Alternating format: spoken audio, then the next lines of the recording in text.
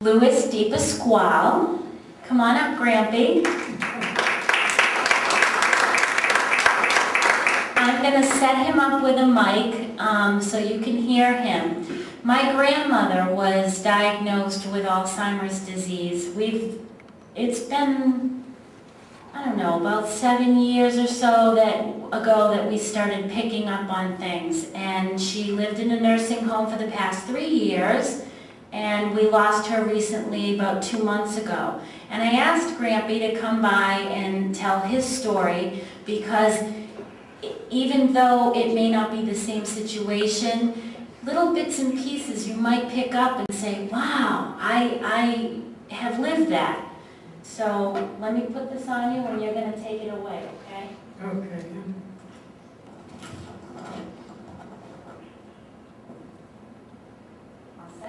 All set? All set. Again, good evening for those of you who I haven't met as yet. My name is Ruth DiPasquale, and I lost my wife 3 months ago to Alzheimer's. I was asked to come here tonight and just give you a little briefing on what I went through in the preliminaries. And I know that I was where you people are, and soon, someday, I don't know when, but the good Lord can determine that, you'll be where I am. I first noticed my wife when she was slowly coming to what I didn't know was Alzheimer's. I don't know anything about that stuff. I just never had to concern myself with it. In my day, when a person was old and they started to say things that didn't match with what they wanted to say, well, they were senile. That's all. That's the end of it. They're old. What do you expect? It's not so. It's not so at all. Because at my advanced age, how come I don't have it? They say it's something in the genes. Maybe so. However, to get to the point where I started to notice her reactions and her habits were not the same, and she didn't answer my questions the way she normally would. For an example, the beginning started when we took a trip to Las Vegas, my wife and I. When we took, I might show and tell you that it was our 64th trip to Vegas. She loved Vegas. She loved playing the poker machines. One day she was playing the poker machines and I was playing on the other end. And this is the first indication that something isn't right. She had been playing about several hours on her poker machine, and all of a sudden I heard a voice say, "Lou, where are you? Lou, where are you?" So I said, "I'm over here." She said, "Can you come here a minute?" I went over to her. She said, "What do I do now? What buttons do I press?" I says, "Honey, you've been playing the machine for 3 hours. Now all of a sudden you come to me and you ask me what button to press?" I said, "Wow." So I showed her. Her answer was, "Oh, ain't I stupid? Ain't I stupid, you know?" So I let it go at that, and we came home, and things were fine. Things were fine for a while, you know. And one morning, we had breakfast. I helped her to get breakfast because I started to surmise things, and I was worried about the stove and different things.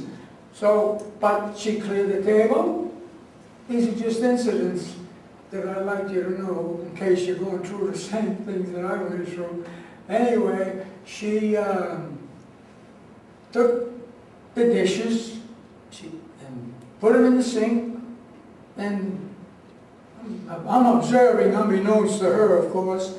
I'm observing, and she started to wash the dishes. So I went over to her and I says, "Since when do you wash dishes?" These were breakfast dishes. The others she used to put in the dishwasher, but things were fine, like the breakfast dishes. So I said to her, "Where's the suds? You know, where's the soap?" She said, "Oh, forget it. Don't worry about that."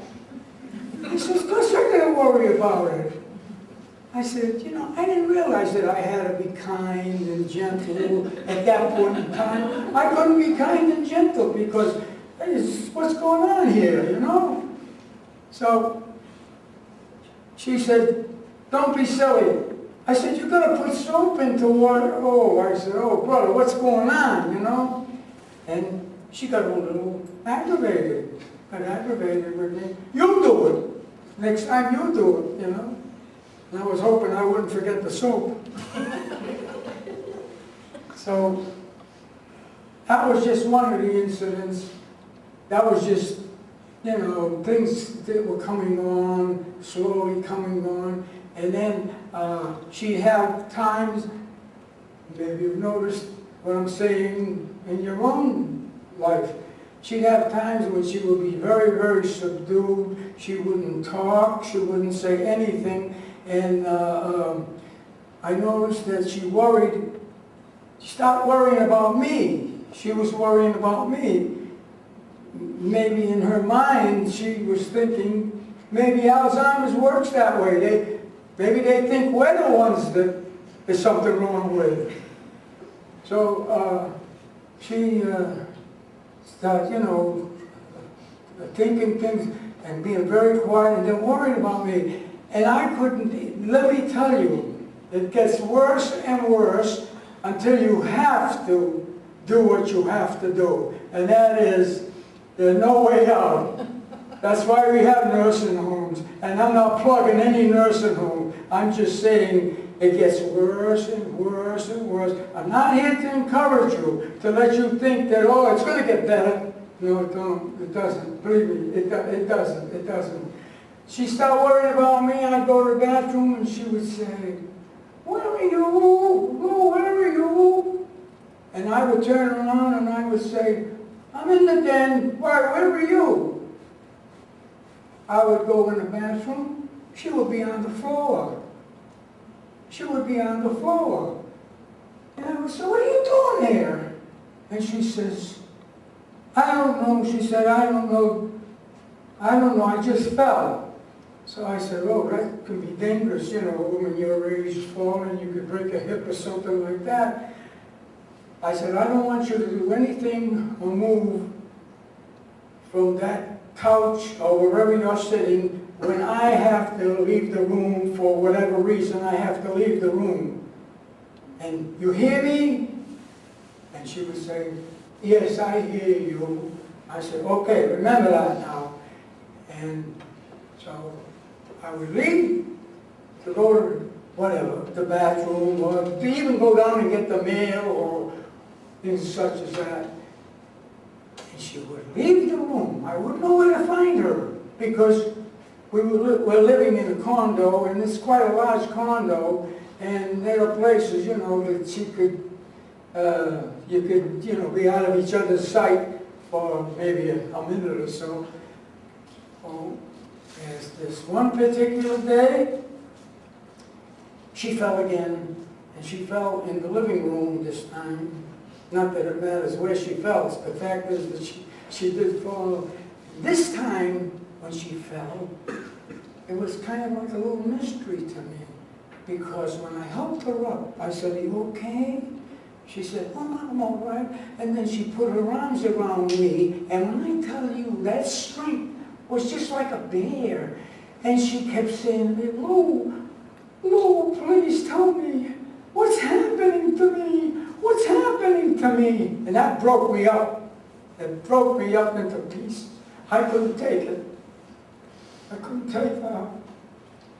And that is the thing that hits me the most today. That thing that hits me the most, to think that she had the presence of mind to think that something was wrong with her. In other words, Alzheimer's, you're not supposed to know anything. You just got Alzheimer's and you don't know anything. But I said, she does know something. She knows something is wrong. So anyway, as time went on, and we had to do something to get her out of the condo, and because it was getting to the point where her hygiene was terrible, terrible.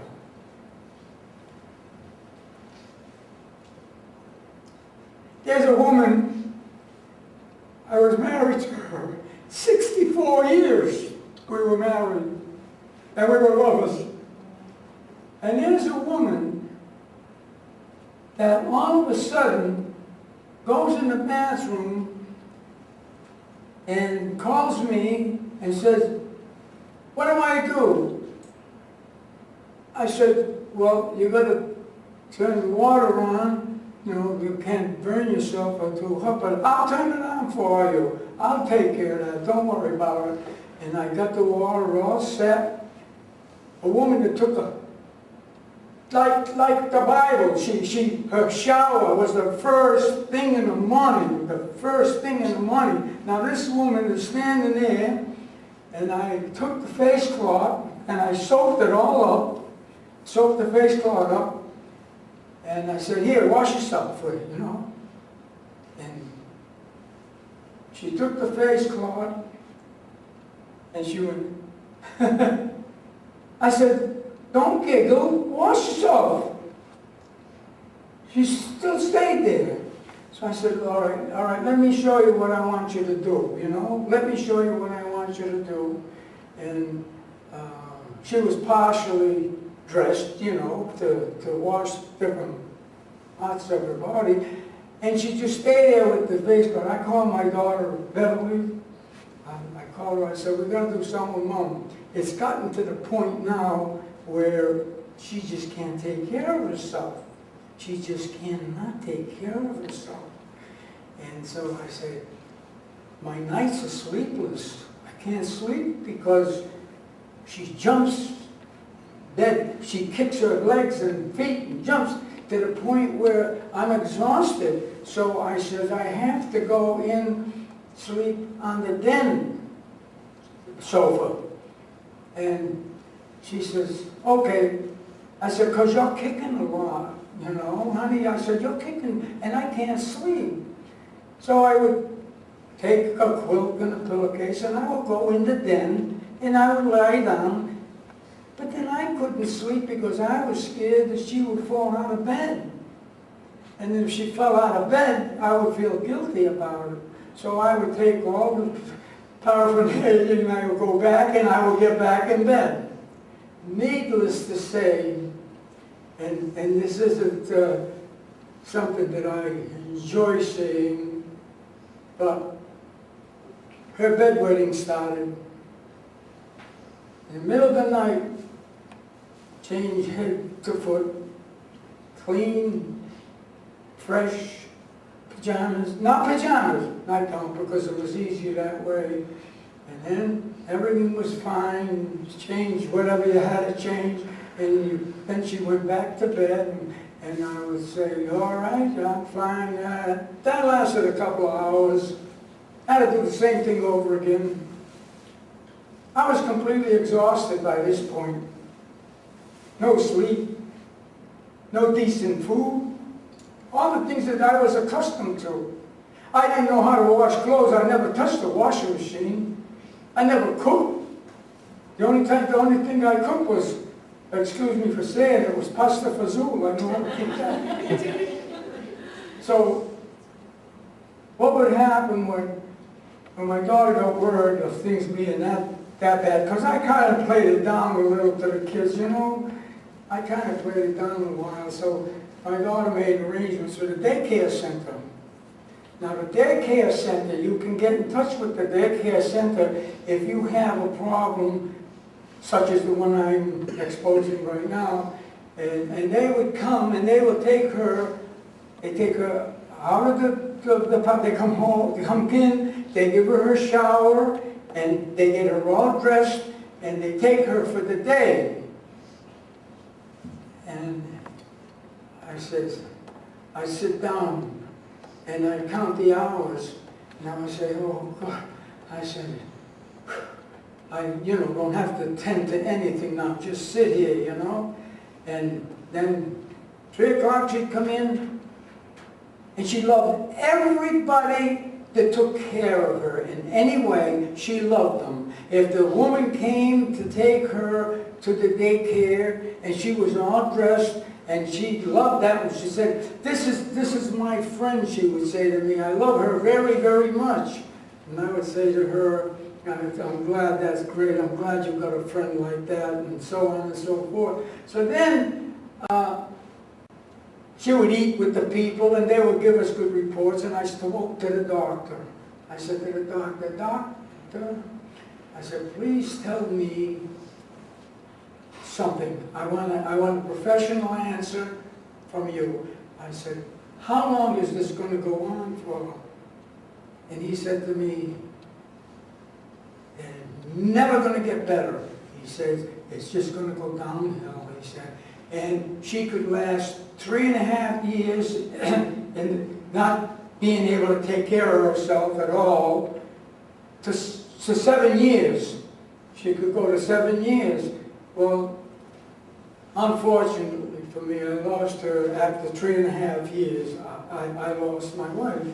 And I said, see, the doctor knew, they know what they're talking about. If you get to them and get friendly enough with them and ask them some private questions about why they're acting like they're acting, and the doctor will tell you. And I used to feel better when I spoke to any person in the medical professional field that would answer me. Anything I wanted to hear, they would answer, So it went on like that for a while. And then, like my daughter Beverly and my other daughter said, Dad, you can no longer, well, she had fallen between the dining room and the buffet, and I didn't know where she was, and I found her, and she was bleeding from the top of her head, all the side of her face, all the rug, the whole place was just blood all over, I didn't know, I couldn't see where the cut was because of all the blood. And I wasn't involved with 911 stuff, which today I would have immediately called. So then when my daughters said to me, Dad, you've had enough. Enough is enough. You can't do it. You can't do it. You're not a professional. There's no way you can continue on this way.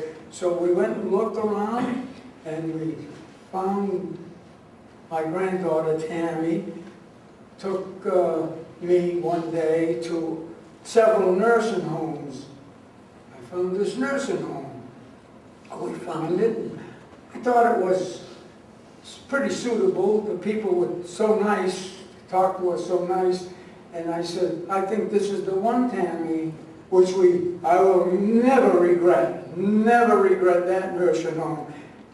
You see many, many stories and hear many people talk about nursing homes, public-wise or otherwise, but nothing. They haven't even explored a place like it where my wife was. Excuse me. So, okay, she was admitted to the nursing home, and she was pretty good. She accepted everything. She didn't reject anybody. She didn't reject anything. She just went along with it, And so they were testing her one time, excuse me, and they tried to test her memory. And they said, I went to visit her. And they said to me, they asked her where her husband was. And she looked at them and she laughed. And I was standing there. And they said, do you know where your husband is? She said, of course, right there. Everybody said, yeah, pretty good, pretty good. When I would go to leave her, this is when she was first admitted to the nursing home, how this thing gets progressively worse. And what you can expect, because it happens. In reality, it's real. It happens. I would say, I have to leave now, honey. Where are you going? I said, I gotta go home. I said, you're gonna kiss me bye? Go home. Go. She said, just go. And then I said, wow, that's almost like her. You know, I have to say, 64 years, you know them like a book. Oh, that's Ruth, all right, that's Ruth. As time went by, and time went by, and time went by, she would, I'm going now, honey. I'm going to go. I'm going to leave you. She'd be sleeping like that, you know. Well, I'll see you later. Well, to tell you what happens at the nursing home this was what her incident. There are patients in the nursing home. There are many of them. I would have to say at least 80% of the patients in the nursing home where my wife was that don't have visitors. And if they do, they have them maybe once in every 6 weeks. Someone will show up. They're sensitive. They have Alzheimer's. They still have feelings. They're still sensitive. I would go visit my wife for 3.5 years, at least 4 times a week. Now, I'm not pinning any roses simply because I did have the time. I was retired. I'm not taking away from people that have to work and then have to try to get to a nursing home. I'm just trying to say the affection they have when they see a person a lot of times. I would sit down and I would see them all around the place, and I would go up to them and I would show them a little tenderness, just a little tenderness. And they would, when they see me walking in the nursing home, I would go there and I'd say, how you doing today? Or how you doing today? And they used to do like this on my face, you know. Those same people used to get family, after 6 weeks or whatever, would go there and would say, hi, how you doing? And no reaction. There was absolutely no reaction because they didn't feel good with them people. They saw those people once in a blue moon, and they, family or not, they were just other people. But I was special because I used to pay attention to them, you know? And that's another thing I like to say. Don't neglect your loved one. Don't neglect them by saying, oh, I'll go tomorrow, or I'll go next week. Don't do that, because you know why? Tell you why. You're the one that's going to suffer when it's all over with. You're the one that's got to live with that conscience. They don't have a conscience. They're gone. But you're the one that's going to say, gee, did I do this right? Did I do that right? And my happiest thoughts are that I have absolutely no regrets, because I did what I have to do, what you people have to do that have loved ones where my loved one was. So, like I said before, I was where you are. Inevitably, you'll be where I am. I don't wish it, I don't want it, I don't want it, but that's how it is. And I don't know what else to tell you. That's about all I can say. And thank you very, very much for listening, and thank you for letting me tell you about it.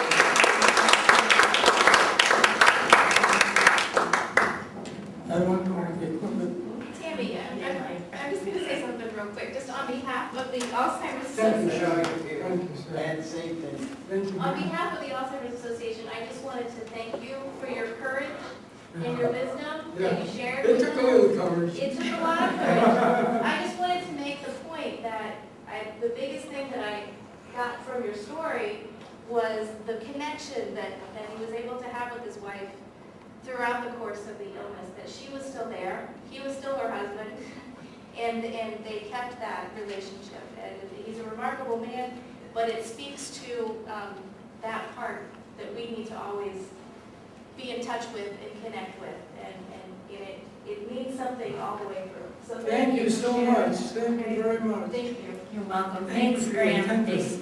Your attentiveness. You were very attentive, and I knew that.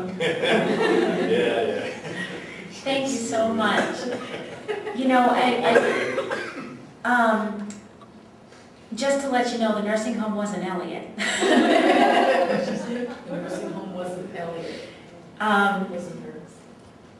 Oh, okay. I just want to let you know that there's a lot of support out there. And you know what? The support groups that are designed by Alzheimer's Association for families, care partners, and the patients themselves, that's huge, huge. I can't tell people enough how important that is to go out and get support. Even though we had a low amount of people here, each one of you are drawing something from this. I'm drawing something from this, you know, and I think that it's really important to keep reaching out and draw upon that.